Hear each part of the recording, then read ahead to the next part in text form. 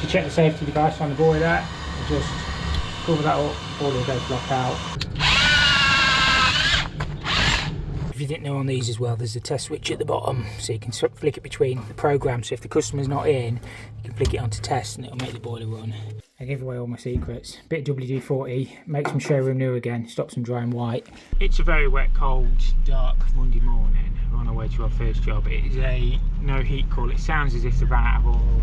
They've had some oil topped up now, and it sounds like they can't pull it through themselves. So we'll head over there, have a look, see if we can get that one sorted. Then we've got to go fit an outside tap.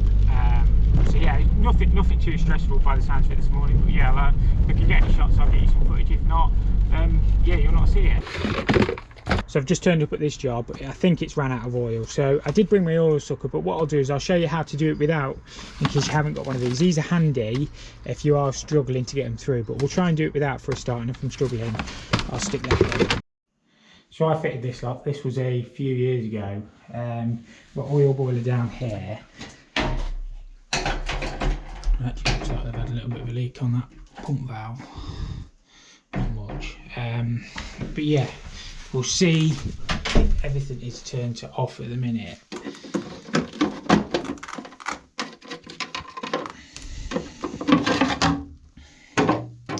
We'll just get, this is the bleed point for the oil. If you are going to do it, don't touch the one above, because that's your pump pressure. Even a slight adjustment on that will throw out the settings on the boiler massively. So yeah, we're going to check that. I know it's a new tank and that on this, well, I say new tank, it's 3 years old, but we need to check the filters and stuff, because sometimes when the tank runs empty, it can, you know, get rubbish and stuff in your filter. So we will check them as well, but we'll just see if we can get any oil through for a start. I should have gloves on really as well. It's just like a bad habit of mine, but I'm probably going to get some in a second. We'll see if we can get any oil through.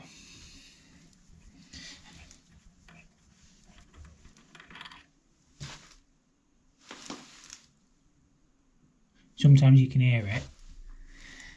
Okay, we'll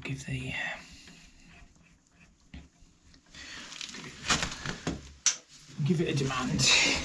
The boiler will try and fire. Just be really careful if you're taking these screws out, it's like 10 bar pressure or whatever it is on these.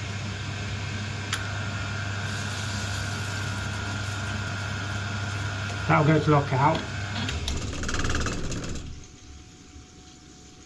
We might have to just do that a couple of times. As I say, be really careful not to take that screw out, because if it does shoot out, it's 10 bar behind it, and you'll never stop it. I'm sure we'll set it again. Normally they do go.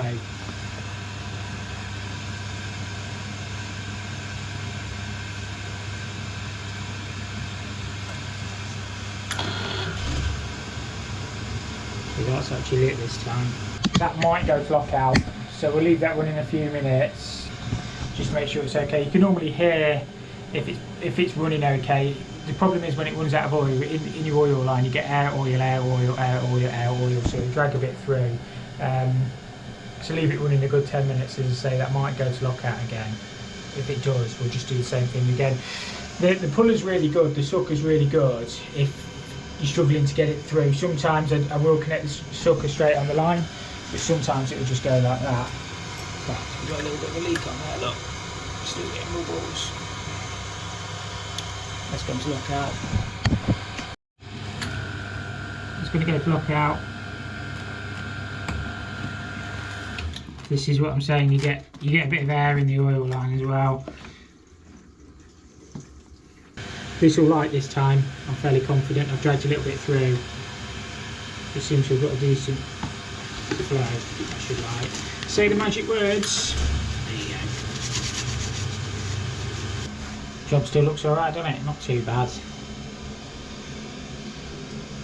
Ton just shan't be running, which is a good sign. It should be alright. No secondary on this one, because the bathrooms are just directly above nearly. Heating pressure's a bit low, might put a little bit in that. To check the safety device on the boiler, just cover that up, boiler will go to lock out. All that's doing is seeing the light, so that should lock out in a second. There you go. might take a second to reset.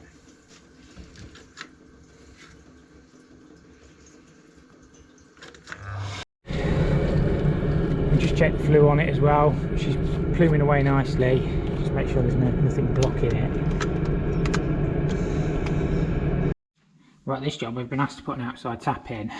So I actually plumbed this in again a few years ago. This was some of my rough plumbing. Still looks alright though, doesn't it? We've got cold coming in. Put a double check valve on it as well. Look, being a good boy that day. Double check valve on the washing machine thing. So if we tee off anywhere on here, we'll come out, probably put a lever. Yeah, we should have room for a lever. I might have to drop it back down, leave a double check valve, because we need a double check valve on the outside tap, and then we'll drill it either here. Yeah, we'll get it in somewhere. Basically we'll work out where we're going to drill it and get it in. We've got a shut off there anyway on the cold and the hot. So yeah, it shouldn't be too bad, this one. Outside tap going straight through that wall. Looking at this outside tap one again, there's actually a cold behind this washing machine, which might be easier. They just want it on the back side of the house. They didn't really specify where or care where. So if I pull this out, I've got a lot more scope rather than trying to work under that kitchen sink, which I think is going to be easier. Yeah, this will be easier under here, I think. What I can do, again, I've put double check valves on my washing machines, but I can put a T there, compression T, whatever I want, press T, across, lever valve, double check valve, and then just go anywhere here. I can't imagine then cables are coming down anyway, but we'll drill it in the middle. I think that's going to be better. It's certainly easier for me.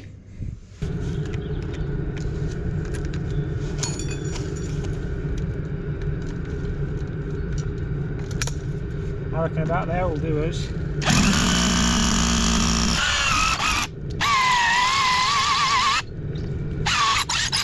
Should we go around and see where we've come? That bang on where we wanted to be, that innit? So what we'll do is we'll drill a 22mm hole through so we can sleeve it. I'll probably fit the back plate and everything first, and then I can just work on it from the inside. We can either take it off there or there, it doesn't really matter.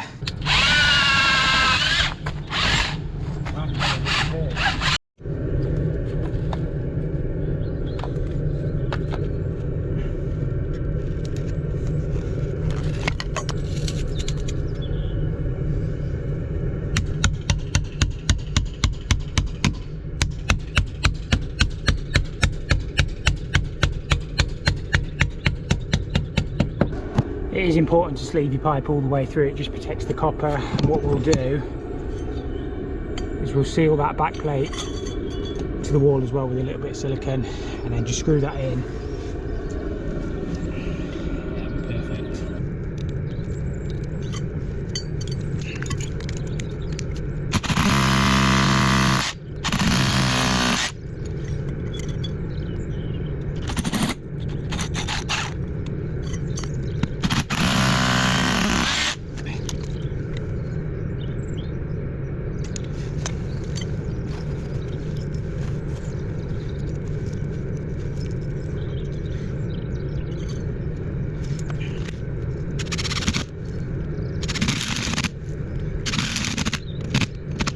Use brass screws on it. It'd have been better if I'd used clear, but I kept it well in. I'll wipe that little tiny little bit off in a second.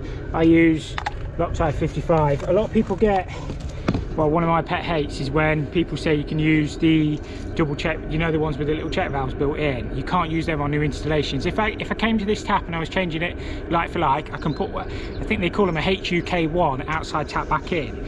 You can't fit them from new. So if you're installing a new outside tap, you've got to put a double check valve within the thermal envelope of the building. It is a water regulation, 1999. I know I sound boring, but you see a lot of plumbers, I'm not criticising anybody, but you see a lot of plumbers saying it's okay to do it like that. It's not, it's against water regs. Because what happens is the first frost, that check valve pops out there and then you've got no backflow protection. So it is important, if you want to be a plumber, you're supposed to do your job right. It takes no longer, well, I say no longer, it's the cost of a double check valve to do the job properly.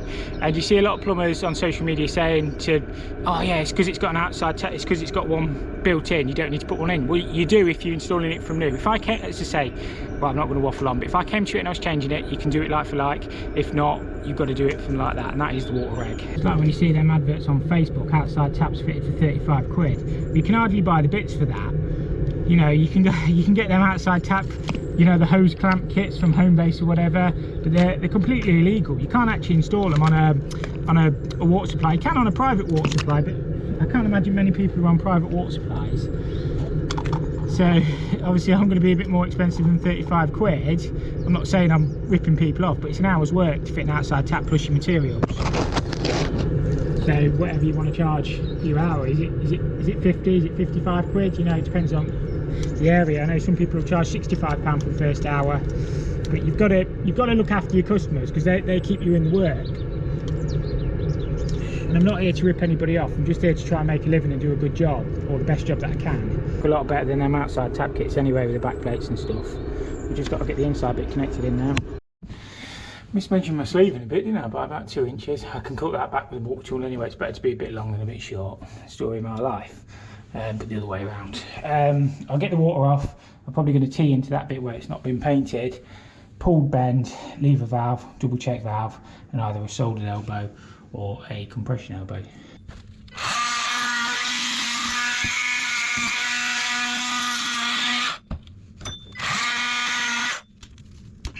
Easy start to a Monday, really.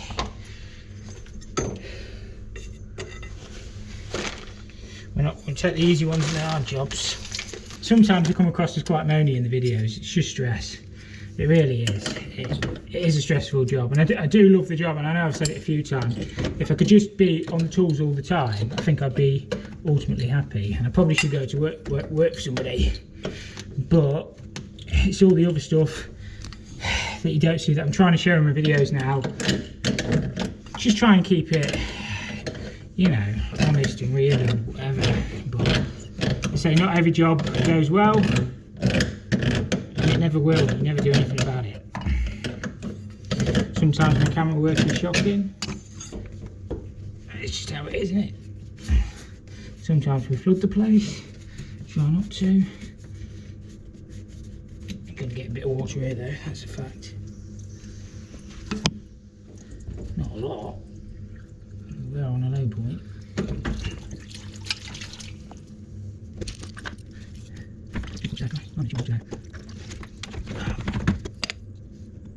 One more bit in a second, here we go.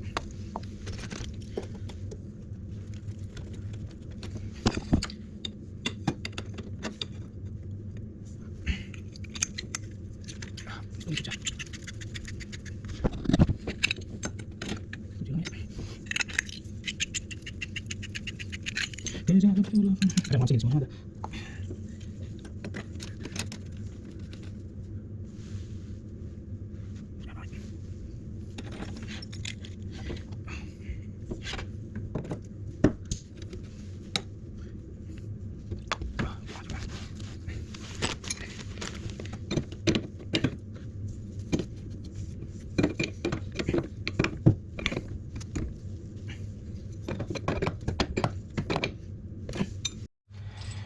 So we're going to put a lever valve on next, somewhere down there. Then our double check valve. All this does is stops water coming back into the building. Mucky water, so if somebody put a piece of garden hose or something, it could back siphon back into your drinking water, and it protects the water main. So that's all that does. And then we've just got to join it into there.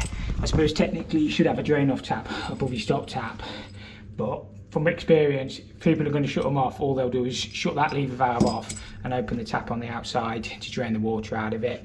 People tend not to physically open the drain off tap, so yeah, you probably should put them on, but I rarely do, to be honest with you, unless it's in like a garage or something. You actually want to drain that leg out, because the chances of that freezing once that's been shut off and the tap opened up is minimal. We've got no pipework on the outside, so that's how I do mine, right or wrong. I say I'm always welcome to criticism as well, because sometimes criticism is the only way you can improve. You know, say, oh, you should have done this or you should have done that. Well, it's normally fair comment.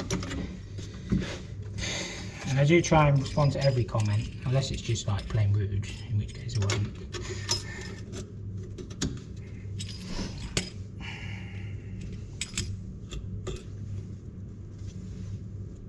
This is jet blue, all this does. I know people will say you don't need to use it. I always have done. It just seals around your olive, stops any stupid callbacks to little weeping compression fittings. And callbacks get expensive, you know. you know, well, you know yourself if you're a plumber, you hate callbacks because you're not making any money. Plus it looks bad for your reputation and everything, so just a little bit of jet blue. Can't even use my spanner this morning.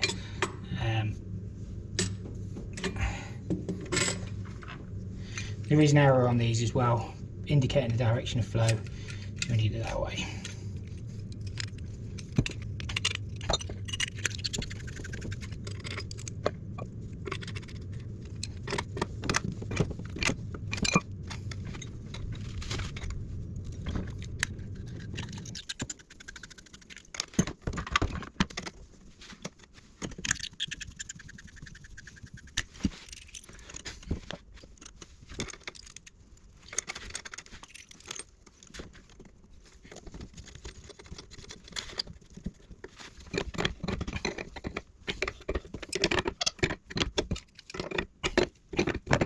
Right, we'll get the water back on, get all these joints tested and dried off, and that should be job done. I'm probably just going to seal around the inside as well to stop any drafts. And that's a good sign, we've got nothing flying out anyway. We will dry them off, but we'll go and make sure the tap's all working, make sure we've got our check valve in the right way around, which we have, but we just make sure it works anyway, and that's job done. Looks alright to me.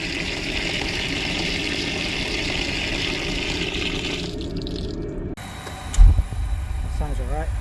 This one was just buzzing away, so just swap the capacitor over on it. If you ever come to one that's just buzzing, it's either going to be capacitor or your motor, but 9 times out of 10 it's the capacitor. I should have filmed it before, but it just sounds like a, I don't know, that's like an electronic buzzing, and it just goes straight to lockout. So I'll just set this one back up. I haven't actually bolted the capacitor back in yet onto the burner, but I just wanted to try it. So nice easy call out this one. If you didn't know, on these as well, there's a test switch at the bottom, so you can flick it between the programs. So if the customer's not in, you can flick it onto test and it'll make the boiler run. So I just put the cover cap back on that capacitor, get it bolted back in, and I'll just check the emissions on it. That's job done. That capacitor goes there on these, so I just plug the burner back in and the thing will fire up. It smells alright as well, it doesn't smell bad.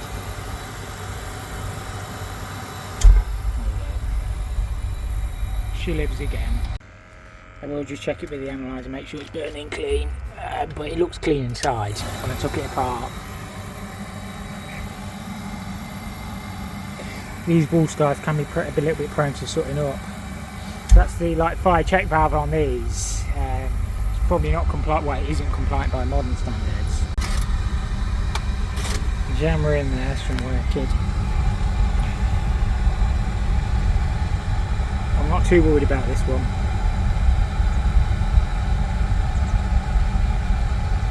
They'll come down. You want your air about, I don't know, 34% on these.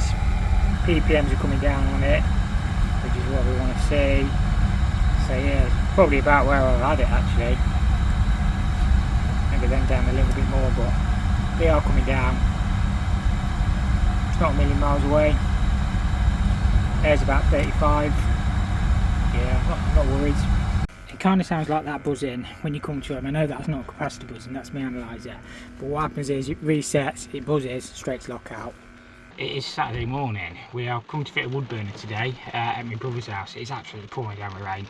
It's a bungalow. We have got a little bit of work to do on the roof. But we've got a gas pipe and stuff to move surface, and there's a little bit of inside work to do as well. But I'm not going on the roof if it's pouring down rain. I told him I was going to be here at 7:30. It's 28 minutes past 7. He just texted me to say not bother coming, but I'm here now, so I may as well get on, haven't we? Yeah, I am qualified to fit wood burners, but I don't do too many. I'm actually doing 2 on a job. You might have seen it already, depending on when this video goes out, but there's 2 going in on that job, or I might never show that job. It just depends, might never show this job. But yeah, we've got the gas pipe to move. There's a bit to do anyway, and I can always come back and do the roof bit. I need to see what stuff he's got anyway. He's supposedly got a lead slate and stuff. I can always make another one up anyway. I've got my lead burner and stuff.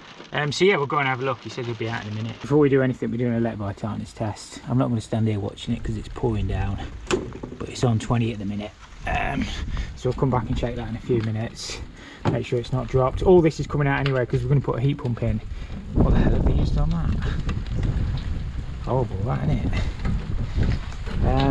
it? So yeah, it's blowing a gale as well.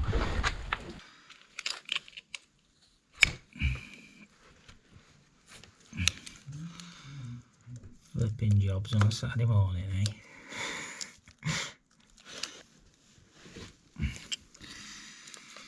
We love it, we won't have it any other way, would we?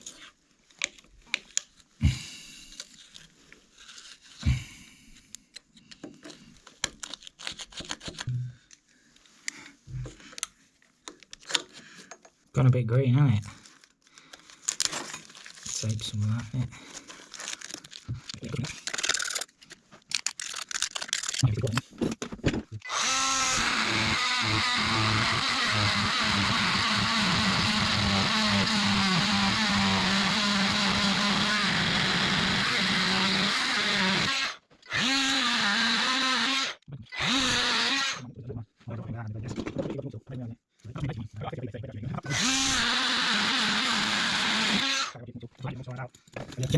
I'll have to use a slip coupler on this, slide it back. That might be Imperial. That's 3/4 to 22. So, I think it is 22. I don't think it's 3/4.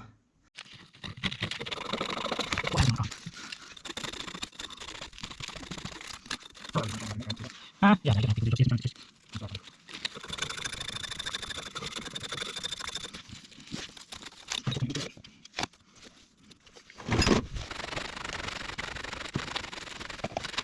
about 4,000 years later, the pipe is nearly clean.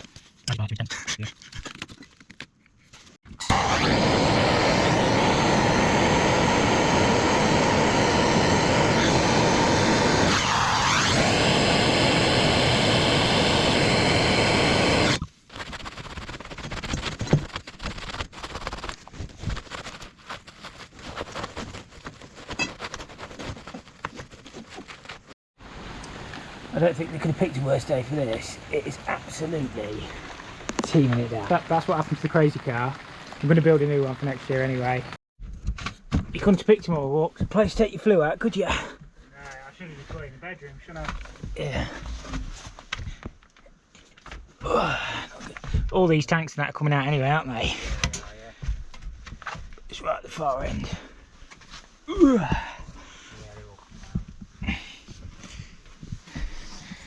You got a S plan with the bypass, look. Not too bad. Dirty air sep. I haven't even been up there until the other day. I bet the air sep's blocked. They always do. So this is where we're working. We're just getting that ceiling support plate mounted. The one thing with wood burner flues, they're not, I don't know if you can see me dropping that. They're not that much different. Well, they are different to gas boiler flues, but you need to be further away from combustible materials. With a trim wall, you need to be a minimum of 50mm away. So we've got plenty of clearance on this one because we brought it through the centre of that joist. What we're going to do is we're going to come up, put a 45 on there because we want to keep it away from this asbestos flue. So that used to be from the gas fire. We're just going to leave that in place. We're not going to touch it or disturb it. To be honest with you, it's not so much the, I mean, asbestos is dangerous, not so much the stuff on the outside. If it's got any rope gaskets or anything like that in it, can be blue asbestos and they'll be really brittle now. So as soon as you touch it, you're going to release fibres everywhere. So we're just going to leave it in position. As long as we don't touch it, we're fine. And we're looking to bring the just got to be a little bit careful where I stand. We're looking to bring the flue out as high up on the ridge as we can, so we're out of the pressure zones. So we're coming out here somewhere. He's only bought, we've only got the support bracket for the top, and there we need one every change of direction. So what we'll have to do is put some on them on after, and we'll have to build a frame up around this so nobody can push anything combustible. So basically it'll just be a 2x2 frame and then chicken wire around the outside, so when you come up you don't chuck your suitcases up against the flue. That's pretty much what we need to do on this one. I don't know if we're going to do this bit on the roof today because it is absolutely pouring it down. My phone charge, I just went to my van, it's just come up with a message on my phone saying my phone charge has got wet now. It's teaming it down. We couldn't have picked a worse day, but yeah, we'll be all right. We'll just get all this built up and ready to go. I'm really struggling to dress this up, to be honest with you. It's really thin lead, I don't want to split it. I mean, it's not too bad, but I'm making one up out of proper lead. I mean, this, I don't know, it's just like mastic. It's just one of them kits you get off the internet, but I can weld one up. It'll be alright for the time being for him though. Get his wood burner in. They just don't look very good. We're literally right at the ridge with it as well. I'm not happy with one or two of them little creases in it, but as I say, you can't really work it too much. I give away all my secrets. Bit of WD-40, makes them showroom new again, stops them drying white. We'll give it a good wipe off. If you just wipe them with a normal, like, I don't know, whatever you use, Wonder Wipe, they tend to dry a bit smeary. Put a little bit of WD on them, makes them look showroom new.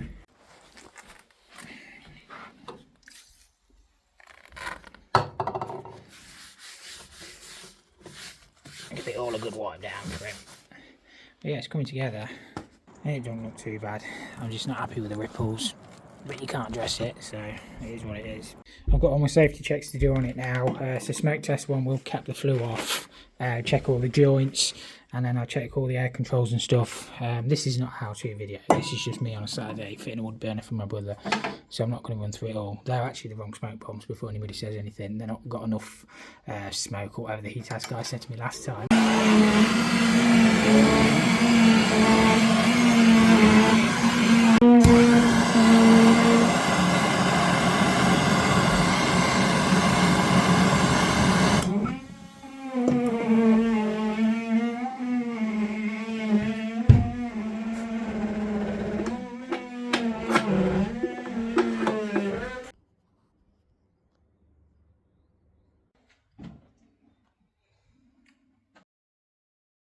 Right, that's got that job all sorted. It is 12:30. I'm going to make a new slate for that because I'm not happy with it. I probably said it in the video about 5 times. That slate was shocking, really. But it's alright, it does the job. At least he can have his wood burner lit now. And I just need to make up a like a 2x2 thingy up in the roof and put some chicken wire. It's right on the far side anyway, but it's still regs. And he's going to put a serial alarm up. He's going to get one now. And then I'll just go back and check it again. But yeah, it's fine. As I say, I'll probably end the video there. I have got some more wood burners fit. I have got my heat test and everything, but I don't do too many of them. But if you do want to see that sort of stuff, drop a like or let me know, and I'll try and get some more footage of it. Yeah, but thank you so much for watching.